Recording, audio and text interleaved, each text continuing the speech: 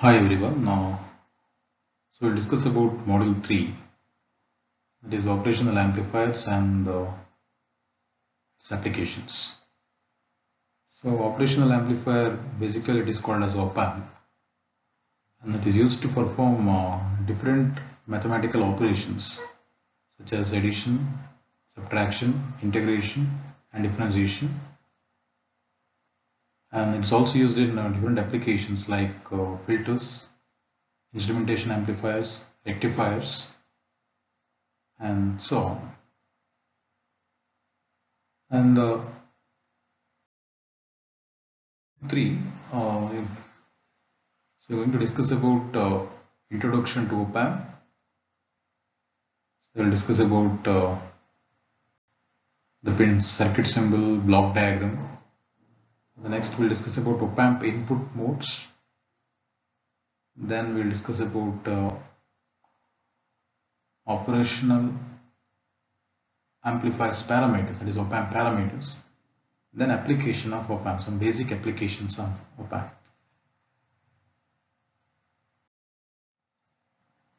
Introduction. It is a direct coupled multi-stage voltage amplifier with an extremely high gain, and it is used to perform different mathematical operations: addition, subtraction,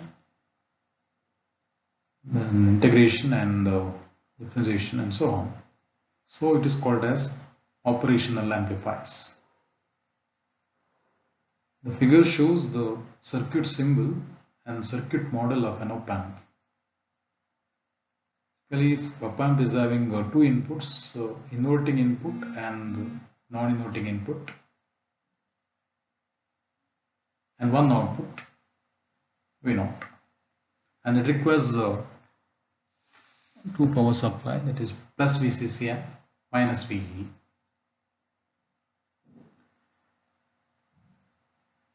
The circuit model is shown. It is basically a voltage amplifier. So the equivalent circuit of voltage amplifier is given.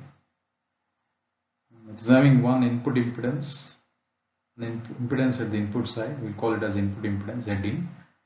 It is having one more output impedance, that is Z0, it's connected at the output side, and one voltage source, it is represented as A into V2 minus V1, that is the difference between the two voltages. The V1 is inverting input, another one V2 is the non-inverting input, and it is a differential amplifier, so it is the difference between the two input V2 minus V1. This is a circuit model of an op-amp, and it has a very high input impedance Z in and very low output impedance Z0, and it is having a very high gain. Its gain is A, and the commonly used op-amp is MU-A741. It is IC, is having 8 pins, and there are different series, there are LM series op-amps are there, and we usually call it as linear integrated circuits. And discuss about the characteristics of an ideal op-amp.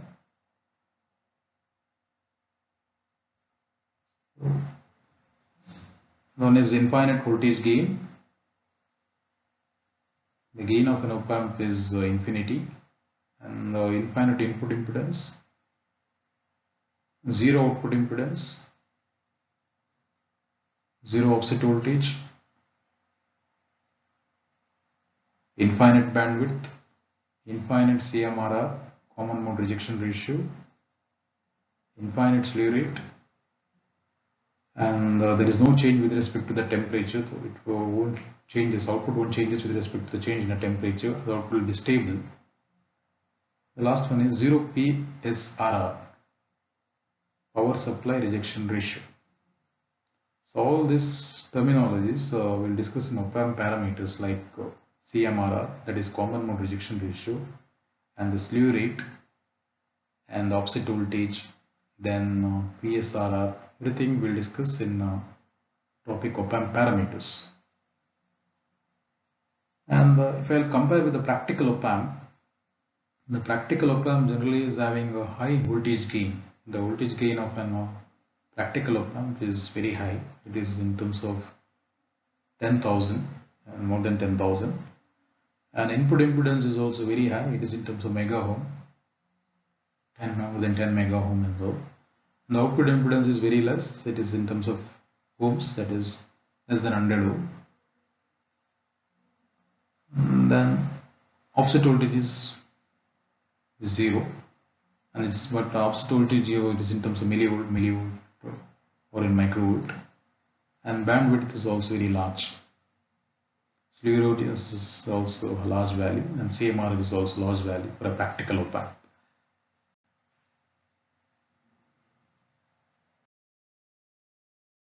Then discuss about on the block diagram of an op-amp. A typical op-amp is made up of 3 types of amplifier circuits, or here we are having 3 stages. The first stage is a differential amplifier, second stage is a voltage amplifier, and third stage is a push-pull amplifiers. Basically, op-amp is a differential amplifiers because it is having 2 inputs to amplify the difference between the 2 input voltages. So first stage of an operational amplifier is differential amplifier. So the circuit diagram of a differential amplifier is having 2 common emitter amplifier, where the signal is given to the base terminal of transistor, and the emitter is connected to a common point, and the collector of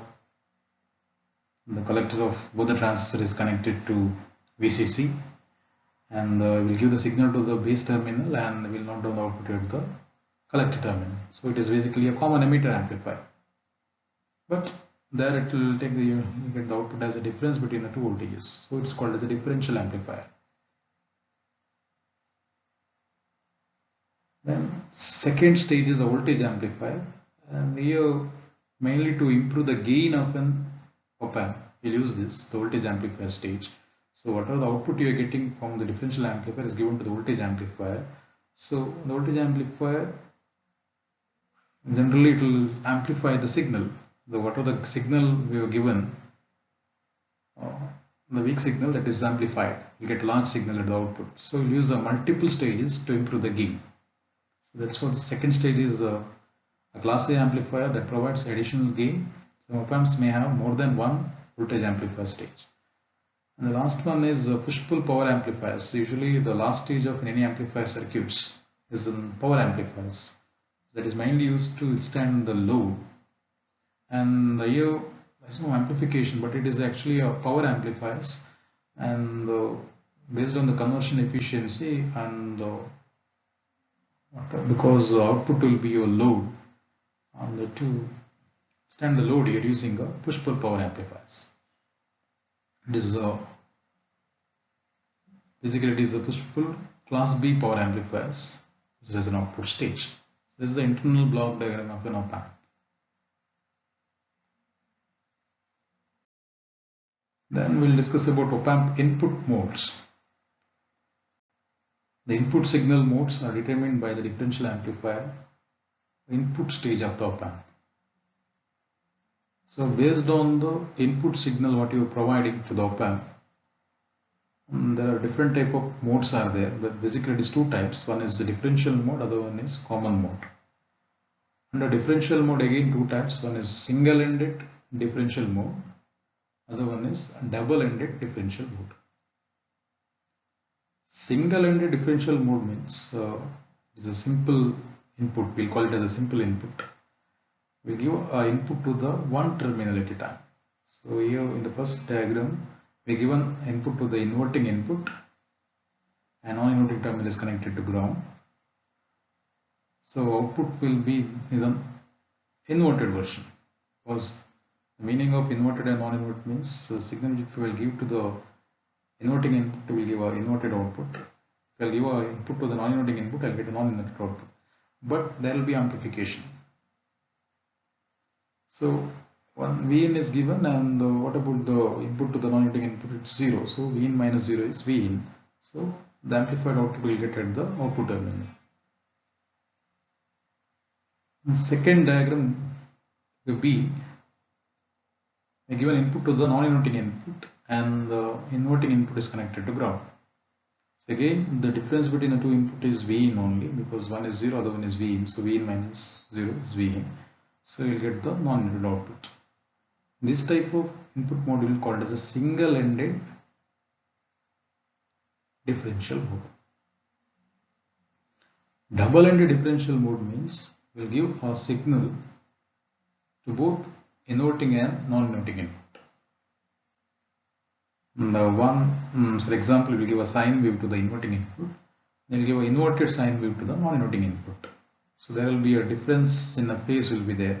One is a 0-degree phase, another one is 180-degree phase. So that type of signal we will call it as a difference in the phase or difference in the signal.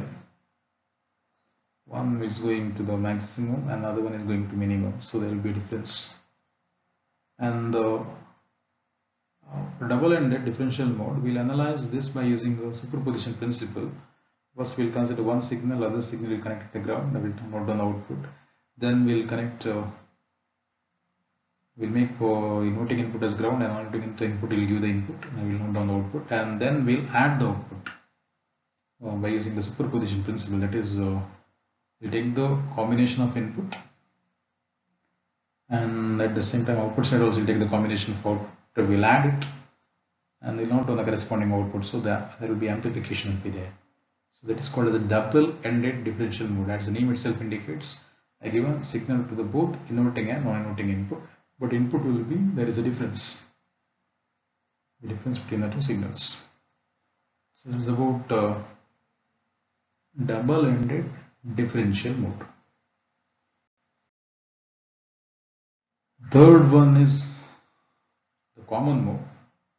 In a common mode, the two signal voltages of the same phase, frequency and amplitudes are applied to the two inputs. The two inputs are given with the same phase, 0-degree phase. Both the sine wave is given to the inverting input and non-inverting input. So here also we'll analyze this by using the superposition principle only. Consider V in and we'll note down the output, and we'll give the input to the inverting input, we'll note down the output. Same time we'll give the input to the non-inverting input and note down the output, and finally we'll add it. So resultant signal will get 0 here. We'll give a common mode input and the output will be 0. So these are the different op-amp input modes. The first one is single-ended input, then differential input mode, double-ended in that differential mode, then is a common mode. The next is two gains are there in op-amp. One is called as the differential gain, other one is called as common mode gain. And differential gain is also called as open loop voltage gain. And op-amp amplifies the difference between the two input signals. So the voltage we'll call it as Vd, that is equal to what? V2 minus V1. Difference between the two voltages is non-inverting input voltage and the inverting input voltage, difference V2 minus V1. Then the output voltage is given by V0 is equal to AOL. OL indicates open loop, to Vd. And the AOL is Vd is what? The difference between the two voltages, V2 minus V1. Therefore, AOL is given by V0 divided by Vd, or V0 divided by V2 minus V1. And this type of gain is called as differential gain, where input is the difference between the two input voltages. And the second one is common mode gain. The differential amplifier produces output voltage proportional to common mode signal. The common mode signal means the input signal which is applied to the inverting input and non-inverting inputs are same. Here the common mode gain or common mode voltage, we will get it as Vc. It is given by V1 plus V2 divided by 2. So voltage at the inverting terminal plus voltage at the non-inverting terminal divided by 2. It is your Vc. Therefore, the output voltage is equal to V0 is equal to ACM. CM indicates common mode into Vc. Therefore, ACM is equal to the common mode gain will be given by V0 divided by Vc. So this is your common mode gain, common mode voltage gain.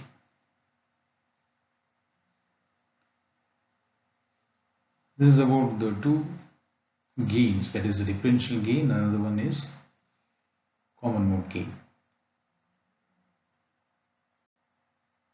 So it's about the op-amp parameters. So very important parameters to select an op-amp, a practical op-amp. This all these parameters are very important. And the first one here we'll discuss about common mode rejection ratio. Common mode rejection ratio is also called as CMRR. CMRR is the ability of an op-amp to reject a common mode signal. So, as I mentioned, basically the common mode signal should be 0. For ideal op-amp, we will consider the common mode input as 0. And it is also defined as the ratio of differential gain, that is open loop voltage gain, to common mode gain. Therefore, the CMRR is equal to AOL divided by ACM, differential gain by common mode gain. Higher the CMRR, the better it will be the op-amp. A very high value of CMRR means that the open loop gain AOL is high and common mode gain is very low. So that's what it should be able to reject the common mode signal. And the CMRR is very large and it is often expressed in decibels. So CMRR is equal to 20 log of AD by ACM or AOL by ACM. It is represented in terms of decibels. Then discuss about input offset voltage. The second parameter is input offset voltage. The ideal op-amp produces 0 volts. The output voltage of an ideal op-amp is 0. In a practical op-amp, a small DC voltage appears when I consider the input voltage as 0. So to compensate, to make it as 0, we'll apply some voltage at the input terminal of an op-amp. That voltage we'll call it as input offset voltage. The input offset voltage represented as VOS is the differential DC voltage required between the two inputs to force the output as 0. And its value is very small. For ideal op-amp it is 0. So typical value of input offset voltage are in the range of 2 millivolt or less. In ideal case it is 0 volt. And one more parameter is output offset voltage. We'll call it as VOS. This again the output offset voltage is the voltage which is present at the output of an op-amp, and the input voltage is 0. It is called as output offset voltage. Then we'll discuss about input offset current. So there are two types of currents exist in op-amp. That current we'll call it as a bias current. Not bias current, the current which is at the inverting terminal and non-inverting terminal, and that just generally it is a DC current. So here the current through inverting input is I1 and the current through non-inverting input is I2. So now to define an input offset current, the two bias currents are equal, their difference is 0. In a practical op-amp, however, the bias currents are not equal, whereas in ideal op-amp the bias currents are equal, so the output will be 0. The current will be 0. Whereas for a practical op-amp, it is not 0. So now the input offset current is defined as it is the difference of the input bias current expressed as an absolute value. It's the absolute value of the difference between the two input currents. So the IOS is equal to what? Absolute value of I1 minus I2.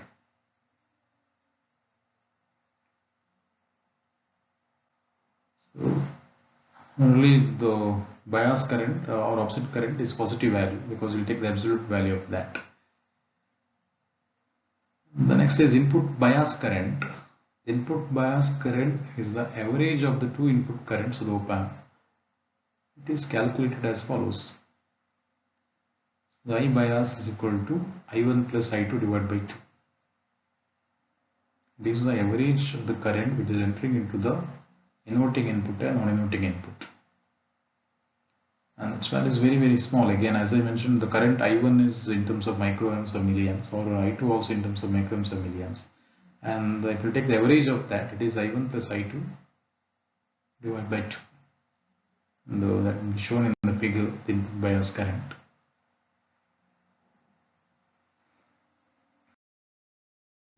It's about input impedance. The input impedance, you know the difference between the resistance and the impedance. So resistance is generally considered for a DC signal, whereas impedance is for an AC signal.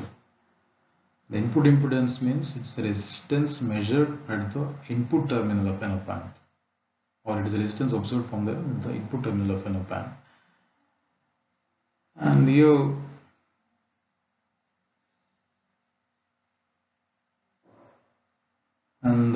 there are two types of input impedance that exist here. One is the differential input impedance, another one is the common mode input impedance. Differential input impedance is obtained for the difference in the input signal, because the input impedance is the ratio of input voltage divided by the current or the bias current. The difference in the voltage divided by the current gives a differential input impedance. And generally the input impedance of an op-amp is very high. For an ideal case it is infinity. It's a large value. And here it is in terms of, for a practical op-amp, it is in terms of mega ohm. And one more input impedance is a common mode impedance. Common mode input impedance, that is for the input signal, the common mode input signal we are applying, and the impedance is measured. It's called as common mode input impedance.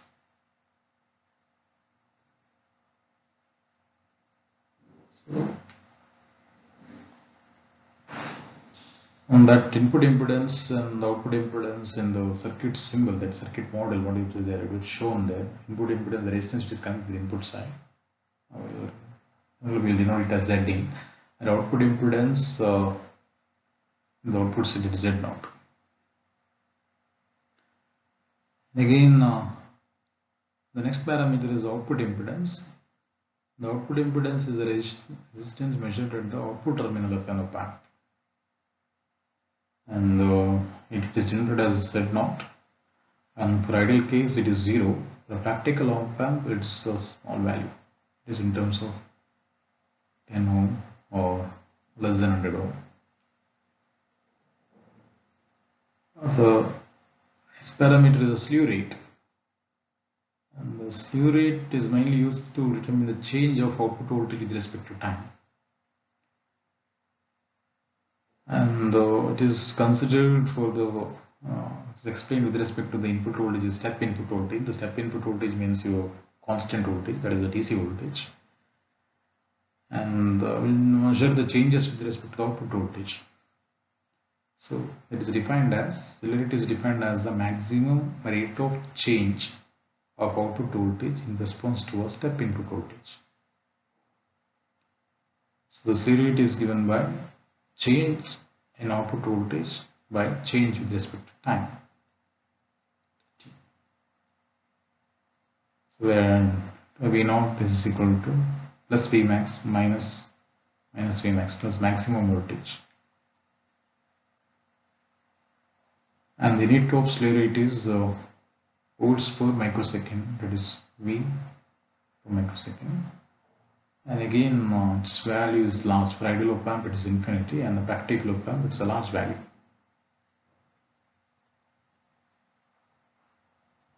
Then one more parameters, PSRR, power supply rejection ratio, is also called as supply voltage rejection ratio.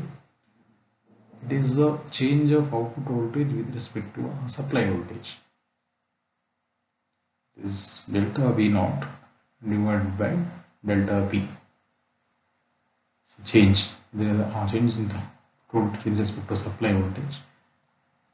And again, its value should be very less. For ideal op amp, it is 0. And one more parameter is your bandwidth. And the bandwidth of an ideal op amp is infinity, and here for a practical op amp it is a large value. And you know what is bandwidth? The bandwidth is the difference between the upper cutoff frequency and lower cutoff frequency, or the range of frequency your op amp is operating, or amplifier is operating. It's called the bandwidth. And one more, the advantage of an op amp, due to the variation in temperature, the output will be always stable.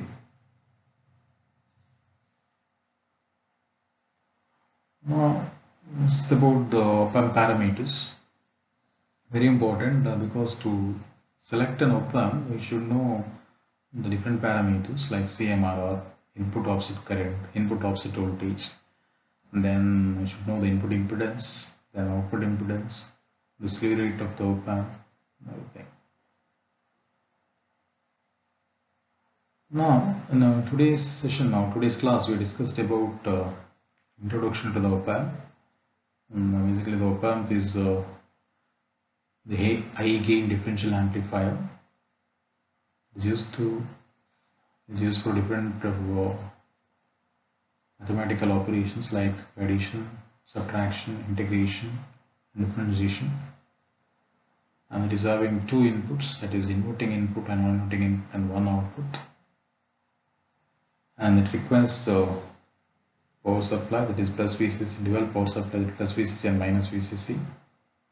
And it is having a very high gain. The gain of an ideal op amp is infinity.